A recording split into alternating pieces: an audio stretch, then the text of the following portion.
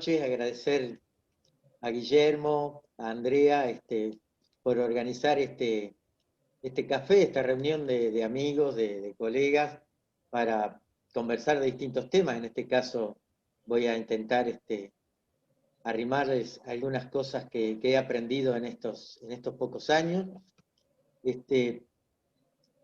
Sin lugar a dudas que cuando vino la invitación, lo primero que me surgió fue ver cómo podía yo arrimar a la profesión vuestra, a lo de los geólogos, el tema de la prevención de accidentes, dado que la geología en realidad como actividad generalmente es un poco más aislada del resto de las actividades industriales, si bien comparten algunas etapas, pero mayoritariamente están lejos de lo que son las fábricas y demás.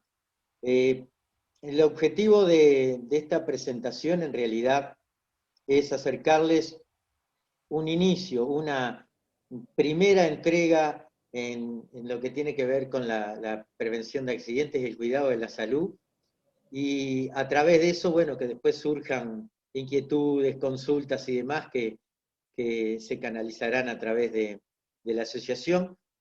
Y el material que preparé también es un material que pretendo que les quede como ayuda a memoria, en caso de que requieran hacer alguna consulta, bueno, tener esa muletilla que yo preparé como una ayuda para futuras consultas también. A medida que avancemos vamos a ir metiéndonos en tema para intentar arrimarles algo de lo que hemos aprendido en este tiempo, y que considero yo que sí que es un aporte interesante a vuestra profesión y sobre todo a las buenas prácticas mineras, dado que, como sabemos, la minería es básica para nuestra sociedad, pero también maneja mucha energía y muchas actividades que han comprometido o han generado algunos impactos no deseados en las personas, también en el medio ambiente, pero hoy nos vamos a hablar básicamente de las personas.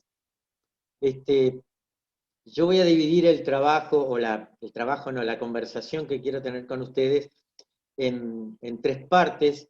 En una introducción rápida, una introducción general a lo que es la gestión de la seguridad y la salud en el trabajo.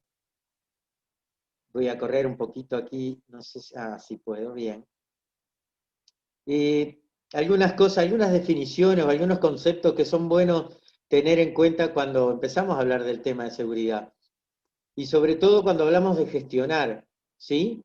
Que como bien dice ahí, gestionar es asumir la responsabilidad de algo, en este caso, sobre los procesos de trabajo vinculados a las actividades que queremos controlar desde el punto de vista de seguridad, administrando los recursos y las estructuras de forma que la salud de las personas no se vean afectadas significativamente. ¿Qué queremos decir con esto? Sin duda que la afectación cero no existe. Cada uno de nosotros en el trabajo algo le afecta, ya sea desde el sonido de una máquina o la brisa de un aire o un polvo. Pero la afectación significativa se entiende que es aquella que cambia o modifica la salud de forma de que este daño genere cambios irreversibles o que le implique a la persona desafectarla ya sea de su vida laboral o de su vida particular. Algunos otros autores hablan de que gestionar la seguridad es controlar los procesos en materia de seguridad y salud para que estos no comprometan los objetivos. Este concepto es más de aquellas empresas que ya tienen sistemas de gestión integrados, en donde se definen objetivos, básicamente objetivos vinculados fuertemente al cuidado de la salud, y bueno, debemos controlar los procesos desde el punto de vista de seguridad para no comprometer esos objetivos que les decía. Damos un pasito más entonces. Fundamentos iniciales también a tener en cuenta para poder abarcar desde cualquier ángulo el tema de seguridad. Cualquier actividad, incluida la vuestra, sabemos que tiene tres estados únicos siempre, indisolubles, que son el estado inicial, donde estamos o donde comenzamos nosotros cuando vamos a hacer una actividad, ya sea una exploración o cualquier actividad que se requiera. Hay una etapa de ejecución donde se realizan operaciones de distinto índole, y un estado final deseado, que es donde queremos llegar o donde queríamos llegar, que algunos autores también lo toman como la meta de cada una de de las actividades que nos proponemos hacer. Entonces, lo que tenemos que tener en cuenta es que cualquier desvío en las instancias de ejecución u operación compromete el resultado planificado, o sea, queda claro que pensamos hacer alguna cosa de alguna manera, con algunos recursos humanos o materiales, para llegar a ese final deseado. Cuando algo sale mal, cuando algo se desvía de lo que tenemos previsto, ya sea por falta de conocimiento o por alguna otra razón, comprometemos ese resultado final. Entonces, partíamos de ese estado inicial, por ejemplo, si vamos a realizar, en el caso de vuestra profesión, una perforación para determinar quizás la composición o el volumen de material particular que existe en algún lugar. Como requisito básico vamos a necesitar equipamiento, personal, por supuesto un ambiente de operación que es el entorno al lugar del trabajo, una operación propiamente dicha que es la ejecución y una metodología formal o informal que nos va a permitir realizar eso que queremos. ¿Sí? Vamos por ahí. Entonces, si todo sale bien, vamos a llegar a este lugar, a obtener un final feliz, como dicen los chilenos, obtener la información en tiempo y forma, satisfacción del cliente, que es el que nos contrató y que desea también que nuestro trabajo sea eficiente y en tiempo, los costos de operación, mano de obra y demás, dentro de lo que hemos calculado, dentro de lo esperado, el personal que ha participado vuelva a sus hogares con buena salud, y por último también, y no menos importante, dejar una buena imagen del servicio que hemos brindado, cosa que es tiene un valor intangible, pero que es necesario para que podamos continuar desarrollando nuestra actividad. ¿Qué ocurre en la realidad? Lamentablemente, muchas veces, durante la operación, como dice ahí, pueden surgir desvíos, eventos, que requieren modificar el estado deseado y requieren también la toma de decisiones, como pueden ser instancias de control o corrección a eso que quizás habíamos planeado y en forma incompleta o inadecuada no da los frutos deseados. Si los requisitos básicos, esos que habíamos visto, la maquinaria, las personas y demás, no fueron cuidadosamente establecidos y controlados, la toma de decisiones no son correctas, surgirán desvíos significativos, o sea que los desvíos pueden poner en riesgo, en este caso, la salud de las personas o el objetivo que nos hemos trazado. Entonces, cuando eso ocurre, ¿qué pasa? Vamos a llegar a ese estado final no deseado, donde no queremos estar, y aparecen las condiciones subestándar, ya sea por falta de planificación, falta de control. Hemos planificado bien todo, pero resulta que no hemos controlado, entonces comenzaron pequeños desvíos a crecer hasta que se transformaron en problemas. Los costos de los desvíos comienzan a hacerse notorios, entonces ya no es lo que planificamos. Lo mismo pasa con la salud de las personas. Y también tener en cuenta que actualmente en los tiempos que vivimos hay un incremento muy fuerte en lo que tiene que ver con la responsabilidad profesional, la responsabilidad penal, civil. En Uruguay tenemos ya un ejemplo claro que fue la ley de responsabilidad penal empresarial, y hace pocos días, habrán escuchado, ya estamos en el Parlamento, se está discutiendo si se sanciona o no el peligro como un evento referido a las personas que pueden llegar a contagiar a otras conocedoras de que están positivas de COVID.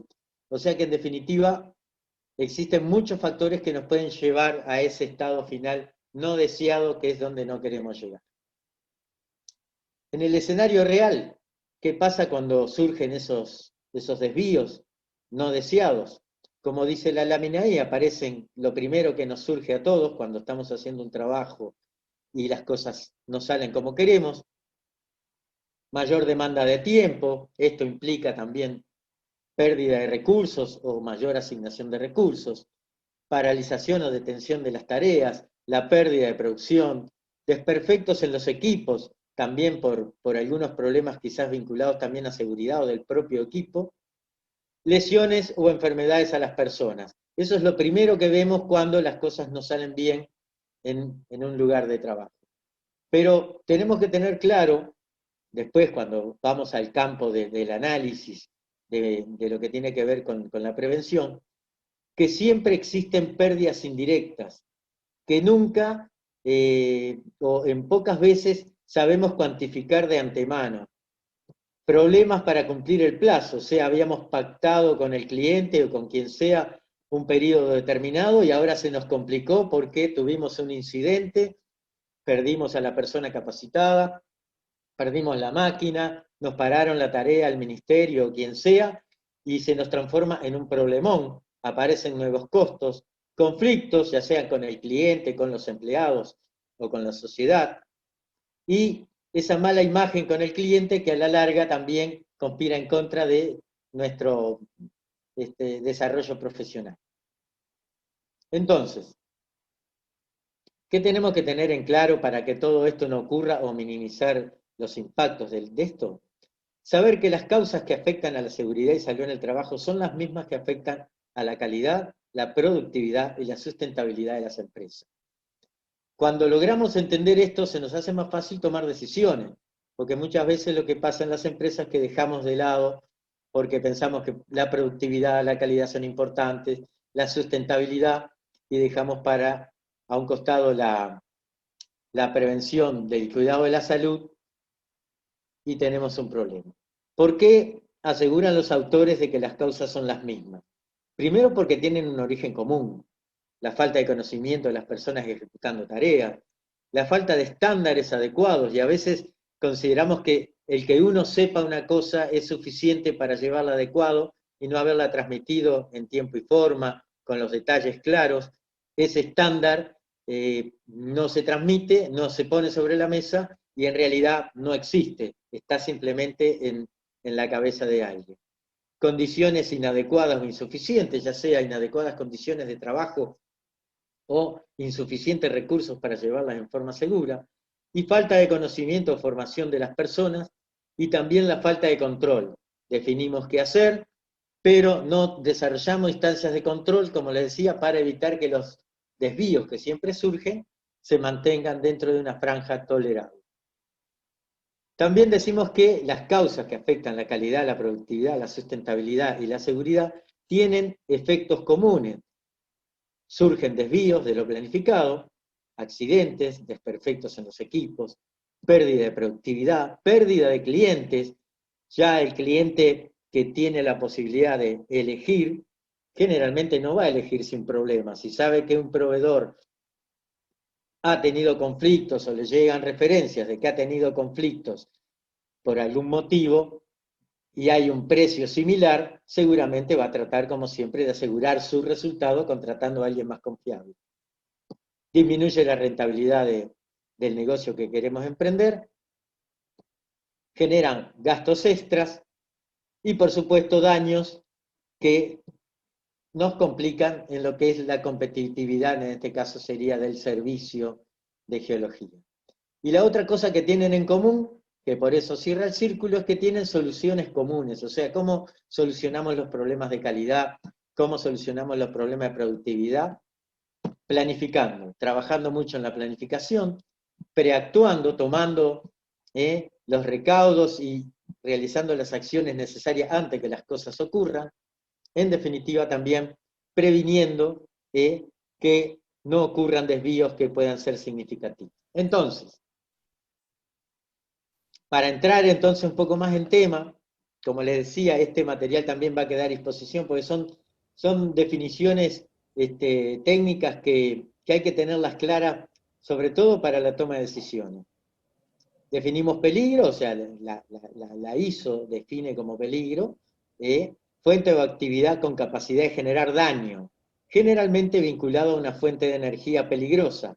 Se define como fuente de energía peligrosa aquella que tiene una capacidad suficiente que supera la resistencia del cuerpo humano o tiene potencial de generar daño en salud o en costos. Cuando vemos este tipo de cosas, si vamos al campo real, vemos que hay un sinnúmero de fuentes o actividades que son capaces de generar daño, incluido la alimentación eléctrica que estamos teniendo para las máquinas con las cuales nos estamos comunicando, ¿verdad? O sea que toda fuente que supere la resistencia del cuerpo humano o la resistencia de las instalaciones o los equipos, tenemos que considerarlo como una energía peligrosa. Que no quiere decir que debamos evitarla, sino que quiere decir que tenemos que atenderla y controlarla. Y definimos como riesgo la combinación de la probabilidad que ese daño, que esa energía puede llegar a generar, se materialice, y las consecuencias que el mismo puede generar o crear. El contacto con la energía puede ser un simple roce en la mano del operario o amputarle todos los dedos de la mano. ¿tá? O sea que la probabilidad y las consecuencias son parámetros que hay que tener en cuenta cuando hacemos esa evaluación de riesgo. Tenemos que evaluar entonces los daños potenciales a las personas, los daños a las instalaciones y a los equipos, y también, en un grado más avanzado, todo lo que tiene que ver con pérdida de tiempo, calidad, productividad e imagen, dado que a veces los incidentes a las personas no les generan mucho impacto, pero si se paralizó la producción por todo un día por un incidente, el costo seguramente va a ser significativo. Entonces, con estas herramientas vamos a entrar en lo que es el ejercicio diario, cotidiano de la prevención, que es la evaluación de un riesgo. La magnitud o el nivel de riesgo es una condición que está dada por la probabilidad de que el contacto con la fuente o situación se produzca, y para eso, y acá voy a hacer un alto, no existe una tabla de parámetros establecida, ni legalmente ni académicamente. Hay un montón de opciones de distintos autores, y generalmente cada empresa toma el que le resulta más práctico.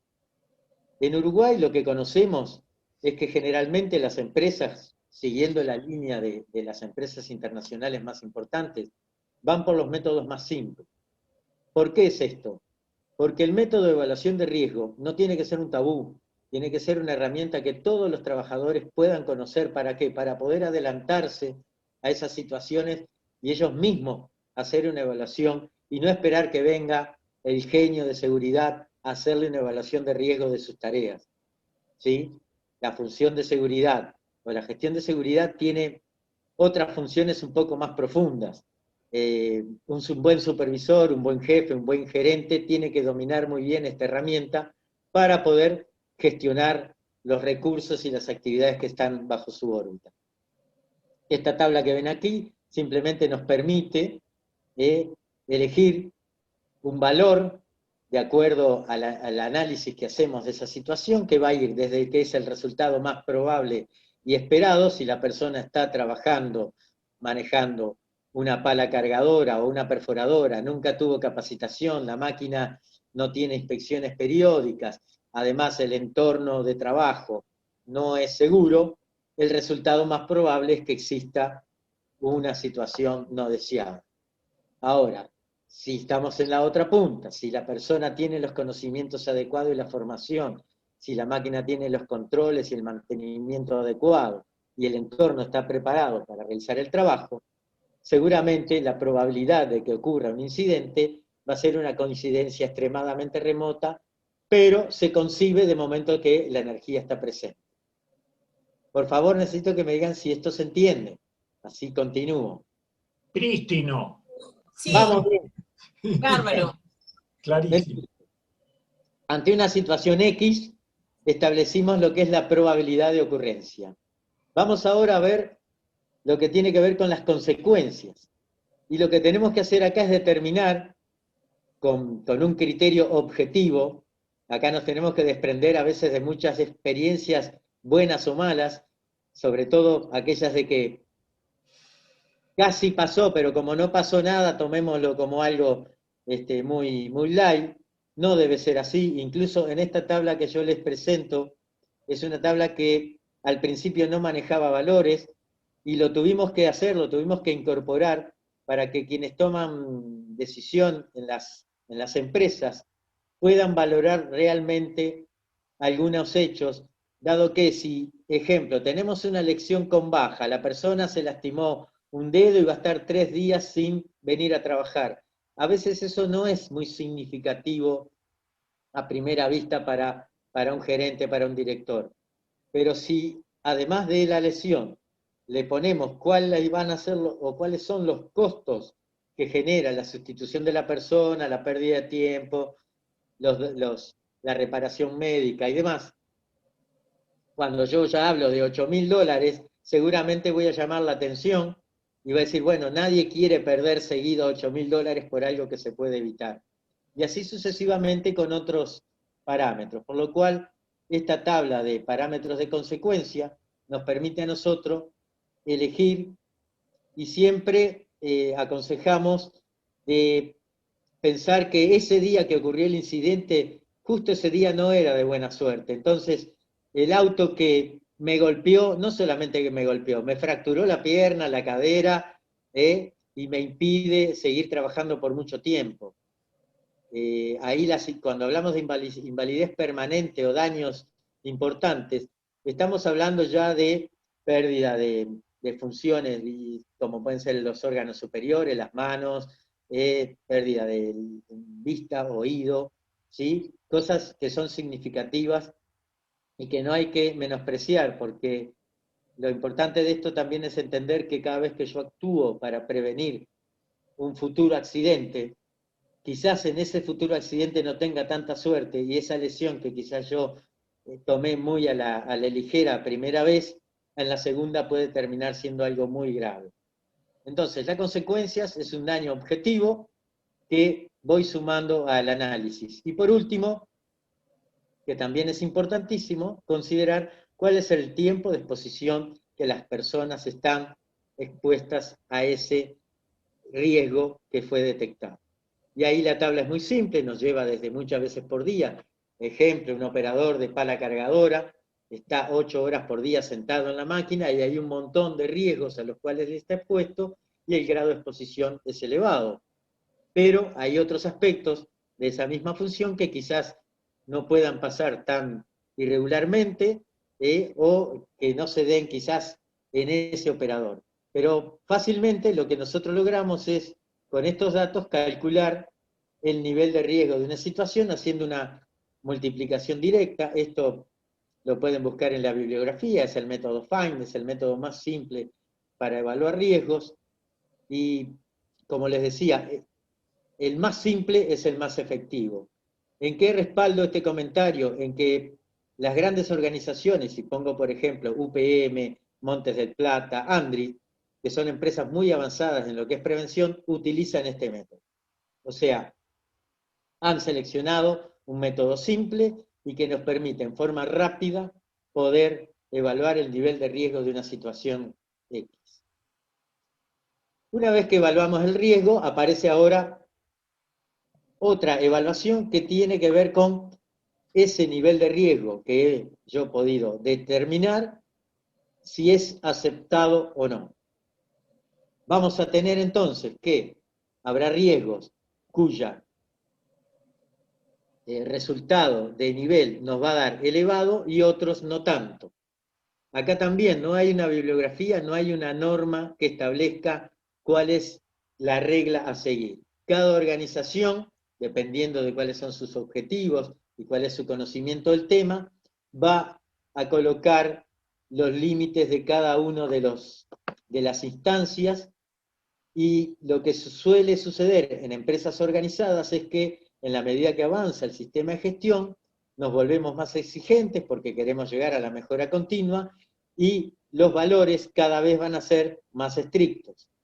Estos valores que ustedes están viendo en la pantalla son valores estándares de empresas del rubro como Cementos Artigas, donde tenemos que riesgos evaluados que nos dan 70 o menor son aceptables, considerados moderados y no requieren corrección, como otros que cuando nos dan por encima de 451, que ahora vamos a ver algún ejemplo, se debe detener la acción hasta establecer controles necesarios para que ese riesgo no se transforme en una pérdida.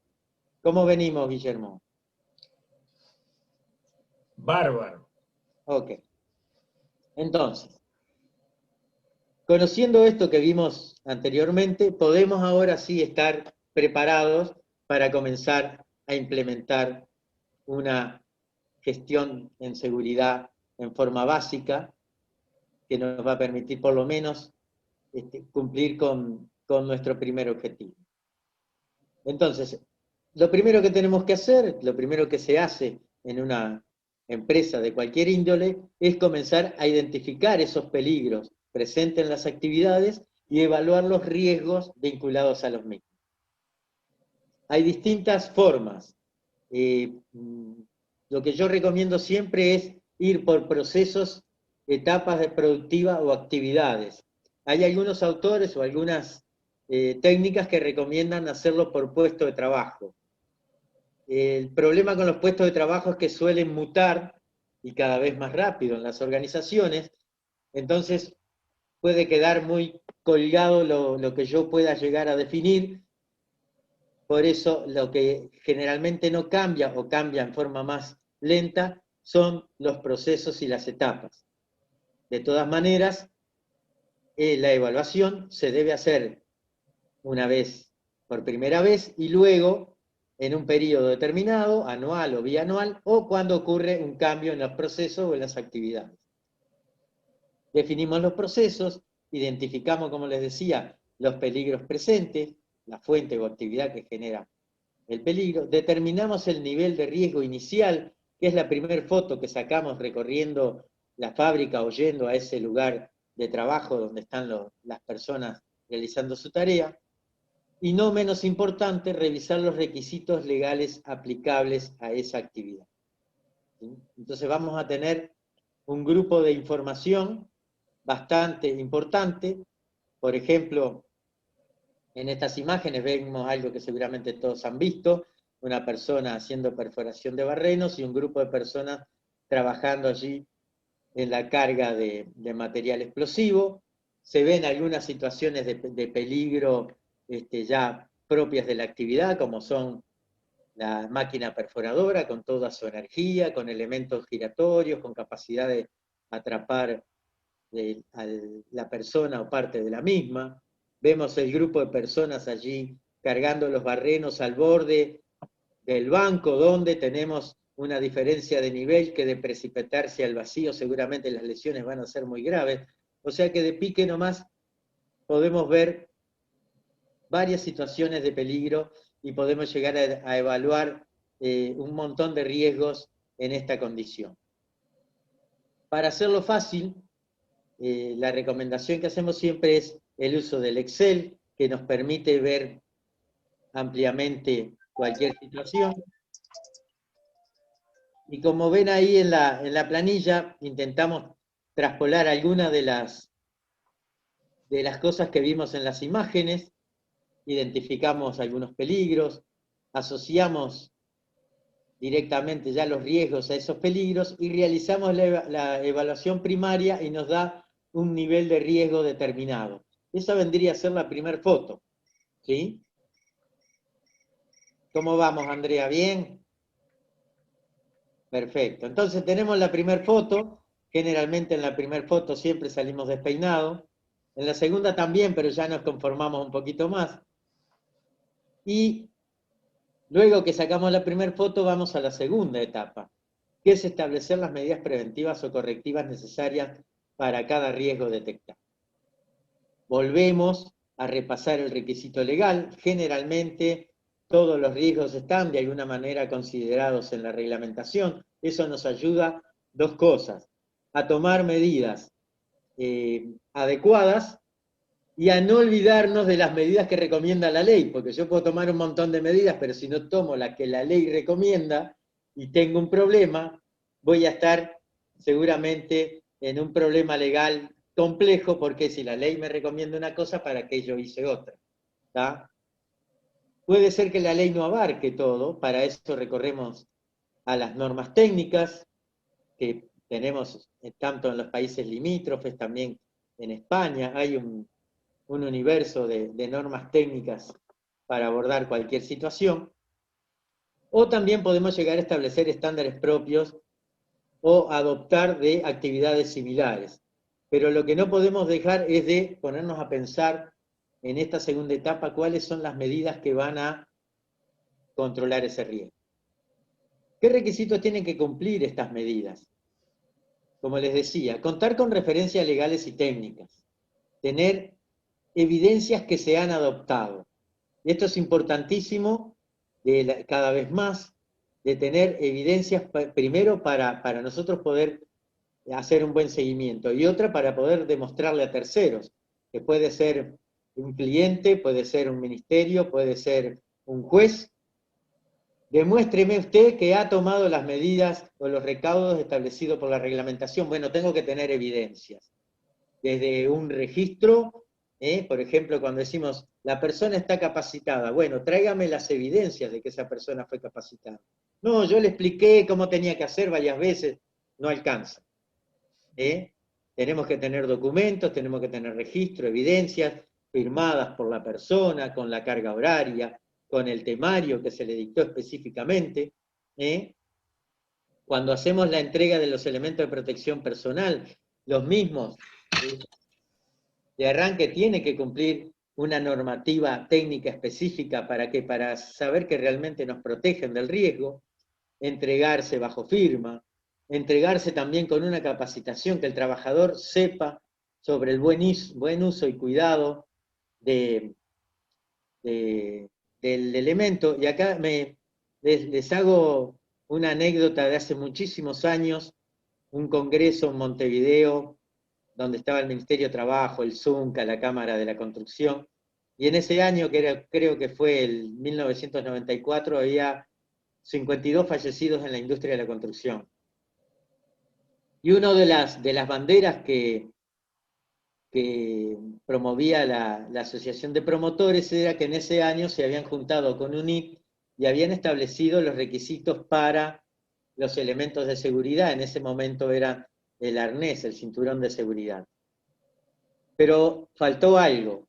Y bien Roberto Brasó, que fue un referente en nuestra profesión,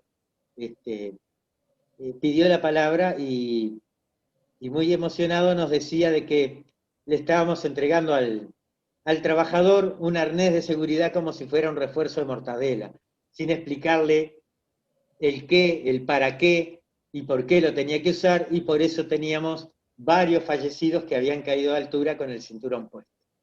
O sea que es importantísimo que si le entregamos un elemento de protección personal a alguien, no importa cuál, nos aseguremos que esa persona entienda los beneficios y sepa cuál es, sobre todo, el requisito que tiene que cumplir de buen uso y cuidado. No me quiero olvidar del plan de vigilancia de la salud refrendado por un médico laboralista, porque es una reglamentación que entró en vigencia hace poco y que nos exige a que todos los trabajadores tienen que tener una evaluación de salud de acuerdo a los riesgos a los cuales están expuestos, y que un médico laboralista tiene que certificar y garantizar ese tipo de planes de vigilancia de la salud. Por último, algo importante que vemos siempre, no solamente en las empresas, también lo vemos en algunos colegas. La ley es clara, las técnicas son claras, se dice que para yo corregir una situación de riesgo tengo que darle prioridad a las medidas de ingeniería, ¿sí?, que corrijan el riesgo, y a las medidas administrativas que tienen que ver con la capacitación, todo lo que tiene que ver con el apoyo externo. Y lo último, la última barrera entre la persona y el riesgo, tiene que ser el elemento de protección personal.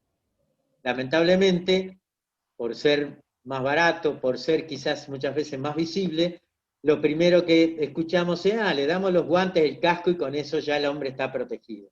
Y en realidad, lo único que estamos haciendo es dándole una aspirina para curarle el cáncer. O sea, el elemento de protección personal en un estado de seguridad óptimo no es necesario usar.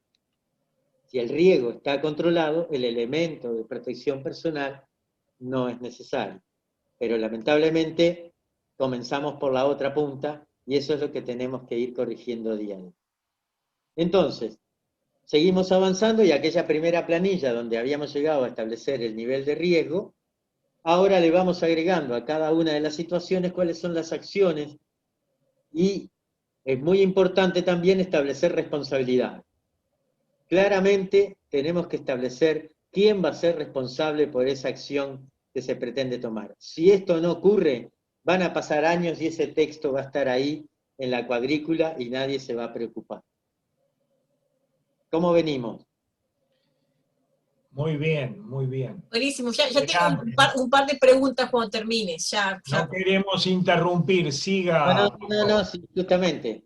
Bueno, entonces, llegamos a establecer eso, y la tercera etapa, definimos un peligro, la condición de riesgo vinculada al mismo, lo evaluamos, nos dio un valor, establecimos las medidas preventivas y correctivas para asegurarnos que eso no va a dar problemas, pero no podemos olvidar de establecer etapas de control posterior para asegurar que esa medida se va a mantener en el tiempo.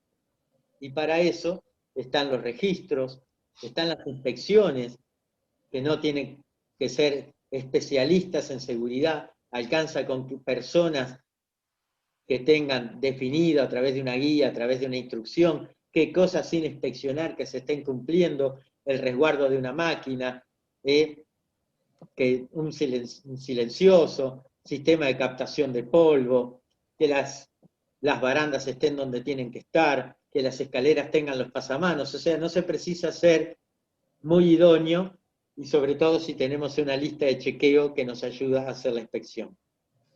También es importante mediciones, sobre todo cuando estamos dentro de aspectos que tienen que ver con la higiene, ruido, polvo, vibraciones, y por supuesto las auditorías, que son como la mirada profunda de todo el sistema y que generalmente nos ayudan a mejorar.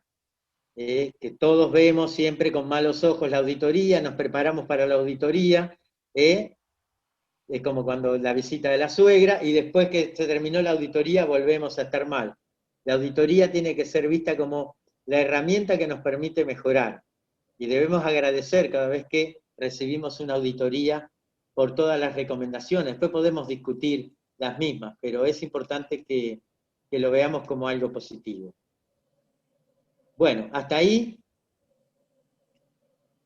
y después hacemos un parate. Hay preguntas. Pregunta. No, siga y después hacemos las preguntas. Yo había preparado, si todo viene bien, había preparado un pequeño ejercicio para que después entre todos interactuemos, y era desafiarlos a que encontraran en las próximas imágenes 10 peligros, o sea, fuentes o condiciones que tuvieran la capacidad de generar daño. Ahí tenemos colegas de ustedes en distintos escenarios, ¿sí? Sí. Dando muestras. ¿Tá? No me las digan, se las van anotando por ahí, después las volvemos a ver las imágenes y conversamos. Otro escenario también vinculado quizás un poco a las actividades, ya aparece el equipo de perforación, allá los otros muchachos acomodando los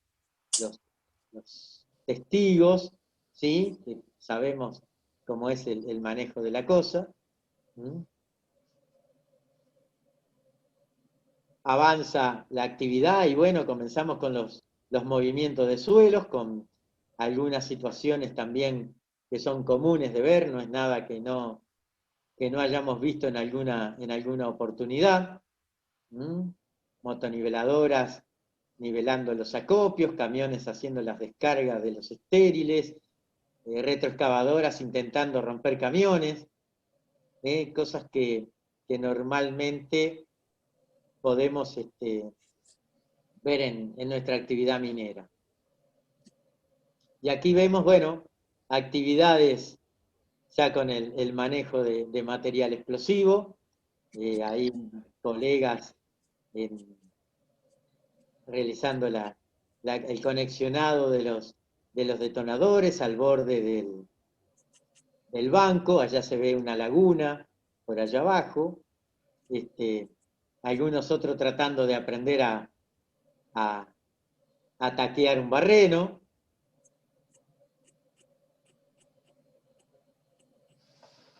Bueno, proceso de voladura, por supuesto, ahí la liberación de energía que nos permite retirar el material de desde su origen. Vemos ahí humos, gases,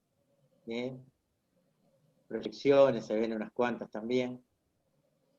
Luego tenemos la etapa de carga y transporte, ya con el ingreso de maquinaria más pesada, distintos escenarios, algunos no muy buenos. La circulación por los caminos de las canteras, donde, bueno, entonces, como decíamos, etapa de carguillo y transporte, y luego la etapa de los procesos, el proceso industrial que va a transformar ese material en lo que el cliente necesita, equipos móviles ya con otras energías,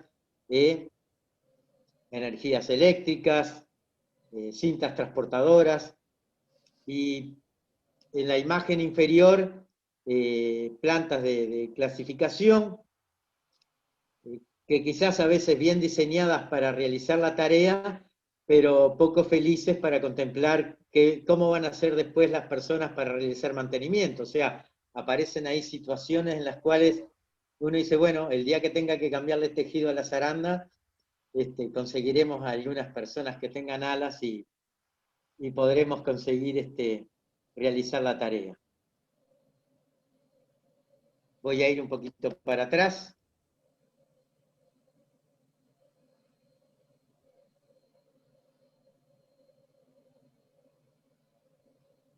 Más o menos, la idea era ahora repasarlos todos juntos, algunos de los peligros. Yo los escucho a ustedes y si es necesario, colaboro. Por ejemplo, en esta imagen, ¿cuáles pueden ser las fuentes de peligro o riesgos que se corren? Los bordes. Tenemos los bordes, las diferencias de nivel. Sí. No sé ustedes, pero yo he conocido de colegas fracturados en el campo por algún tropiezo, algún desnivel. Considerar también qué pasa con el medio ambiente. Ahí es un medio ambiente natural donde aparecen animales, donde aparecen algunos ofidios y algunas otras especies que también, en caso de tomar contacto con las personas, sobre todo pueden llegar a generar daño. No menos importante, y cada vez más ahora que tenemos una condición climática un poco agresiva, todo lo que tiene que ver con los factores climáticos adversos, la radiación solar excesiva, el frío excesivo. Mario, Sí. Mario,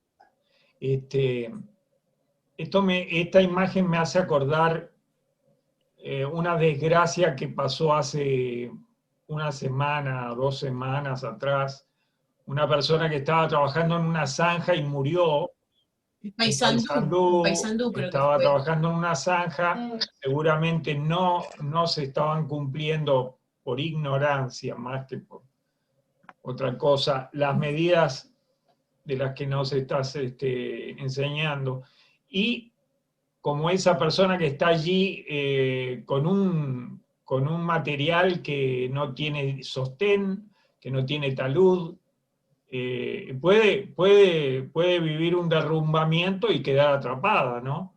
Esa es la primera que me llama la atención de la fotografía. Claro. No, sin lugar a dudas que el atrapamiento o la caída a nivel inferior y caer de cabeza ahí significa las consecuencias lógicas esperadas, traumatismo de cráneo con pérdida de conocimiento mínimo, y dependiendo de dónde ocurra, la asistencia va a ser en 1 hora o 6 horas.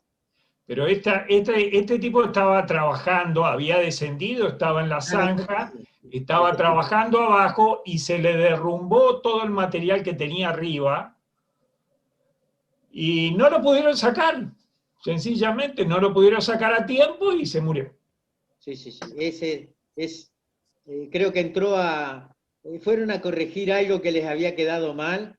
Incluso viste que circuló un video ahí de los muchachos mismos dentro de la excavación. Ah, no lo vi. Bueno, circuló un video donde está la persona fallecida y un compañero diciendo qué peligro, estamos acá, estaban a 4 metros de profundidad, en una zanja de 60 centímetros de ancho, Y este video se hizo viral y sí, el fallecido salió en el video un rato antes que ocurriera el accidente. Por Dios.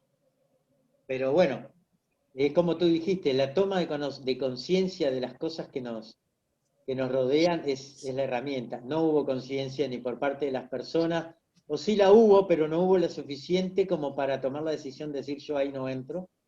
Claro. Y por supuesto, quien supervisaba la tarea como principal responsable, ¿no? Pero bueno, les decía, acá tenemos varias fuentes de aquí lo mismo. Ya tenemos un equipo con mucha más energía que la del cuerpo humano, con elementos rotativos, con piezas que se desplazan. De vuelta a los factores climáticos presentes en ambas situaciones. Ahí los muchachos de arriba que están, creo que esa es una foto en el sur de Chile, donde sabemos que las condiciones climáticas son duras, y todo lo que tiene que ver también con el levantamiento manual de objetos, que sabemos, hoy está reglamentado, pero sabemos que levantar más de 25 kilos implica una energía superior a la que el cuerpo normal del trabajador puede resistir y puede generar lesiones a nivel de columna, incluso algunas irreversibles. También el ruido que generan las máquinas y todo lo que tiene que ver con polvo. Y bueno, en la medida que vamos avanzando en el proceso, la energía presente cada vez es mayor, por lo cual el peligro aumenta y los riesgos. Ahí tenemos la presencia de desniveles. Ya no, en la primera foto veníamos desniveles a los cuales estaban expuestos las personas. Acá vemos desniveles a los cuales están expuestos las personas y los equipos. Y hemos tenido accidentes de equipos de esta magnitud que se precipitan a nivel inferior, volcando, atrapando a la persona, fallecidos y todo ese tipo de cosas. Y por supuesto la imagen ahí de la Hyundai volcada en una maniobra inadecuada, donde estaba mal ubicada sobre el talud, pero además girando la pala, el tacho de carga sobre la cabina del camión. Aunque les parezca mentira, el camionero en ese momento había ido hasta el monte de atrás, una escapadita, y se salvó. Cuando volvió no podía creer lo que había pasado, y gracias a que tuvo una necesidad fisiológica y salvó su vida.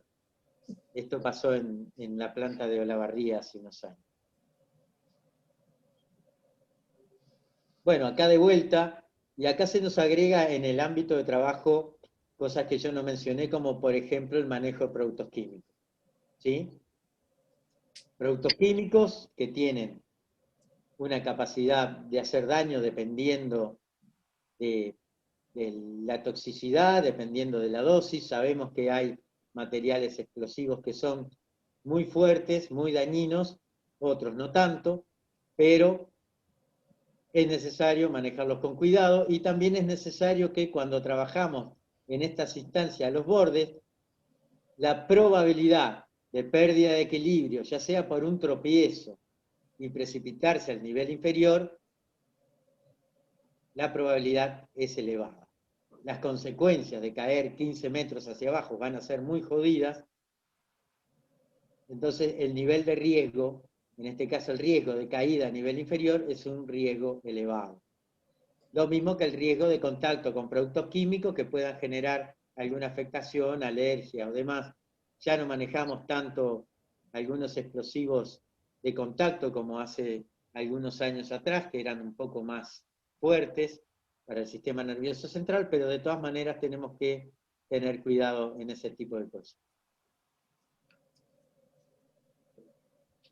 Con respecto a la voladura, todos hemos presenciado una voladura, sabemos que la proyección de rocas es el riesgo principal, pero tenemos que tener en cuenta que la reacción química que genera la voladura genera gases, gases tóxicos muy complicados, y muchas veces, ¿qué hacemos? No esperamos que se disipen todos esos gases, entramos a la voladura a ver qué tan linda salió, qué tan fea salió, y inconscientemente vamos aspirando un montón de productos contaminantes que son acumulativos en el organismo y que después vamos a terminar con alguna enfermedad ya en época. Algunos han tenido contacto crónico, o sea, un contacto agudo, excesivo por someterse y bueno, confiarse demasiado o por ignorancia.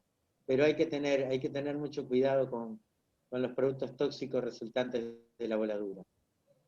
En las etapas de carguío y transporte, nuevamente aparece mucha energía, el peligro del manejo del equipamiento con los riesgos de choque, atrapamiento, vuelco, embestida. Son comunes los accidentes, sobre todo con los grandes equipos y vehículos menores. El campo visual de los operadores se ve muy limitado, y eso hay que conocerlo, lo tiene que conocer el operador, pero más lo tiene que conocer la persona que circula en el entorno, que piensa que el operador lo ve porque está sentado dentro de la máquina y en realidad el operador está concentrado en lo que está haciendo, y hemos tenido muchos accidentes lamentables por este tipo de cosas. Y después todo lo que tiene que ver con posibilidad de fallas mecánicas de los equipos por problemas de mantenimiento.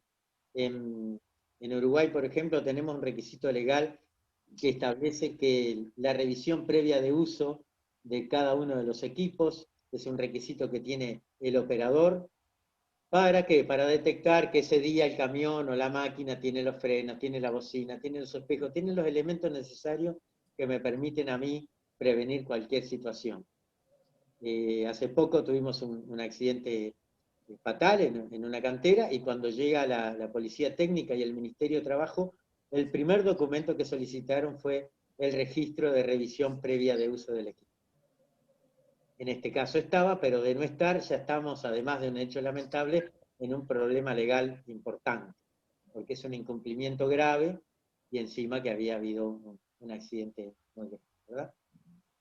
Y en lo que tiene que ver con las instalaciones industriales, de vuelta, muchísima energía, y los riesgos de atrapamiento, de contacto con elementos calientes, de contacto con energía eléctrica, de caída de altura, al realizar mantenimientos. O sea, hay una familia cada vez mayor de riesgos que, como decimos al principio, si no tenemos la capacidad de detectarlos, evaluarlos y establecer instancias de control sobre los mismos, van a estar siempre latentes ahí, esperando el momento para qué, para afectarnos, generar daños, conspirar contra nuestros objetivos y contra nuestras metas. Un poco para cerrar, yo les quería arrimar algunas conclusiones que me atreví a desarrollar para esta presentación, en donde decíamos que está demostrado, porque lo hemos visto en la práctica, en escenarios donde los niveles de seguridad y salud son elevados, que la correcta gestión en seguridad y salud colabora significativamente en las buenas prácticas mineras, permitiendo identificar los peligros a los que están expuestas las personas, las actividades y el equipamiento, realizando una correcta evaluación de riesgos para tomar las mejores y más efectivas medidas de prevención. Hay que tener en cuenta que a veces tomar medidas de prevención significa invertir dinero, invertir tiempo, y hay que tomarse siempre un tiempo para analizarlas y ver si son las correctas. Porque lo que sucede después en la práctica, que si no es la correcta, tenemos que volver a destinar recursos, ¿sí?, que siempre son limitados, y eso también conspira en contra de la prevención. También estableciendo los controles necesarios para asegurar la efectividad de las medidas y de las inversiones realizadas. Lo veíamos a través de inspecciones, auditorías, controles, ver que todo quedó dentro de lo que habíamos establecido. Y por último, también tener una gestión aceptable evidencia claramente el cumplimiento de los requisitos legales y la responsabilidad de todos los actores, desde el propietario del yacimiento o de la empresa, los mandos medios, los supervisores y también los trabajadores. En síntesis, las buenas prácticas mineras y la gestión profesional de la seguridad y la salud forman una asociación indisoluble para asegurar el futuro de la minería en Uruguay. a mí me queda hasta aquí agradecer. Lo de las preguntas podemos continuar ahora, o la propuesta es, si lo desean, hacerle llegar a algo las preguntas por mail y con gusto se las responderé.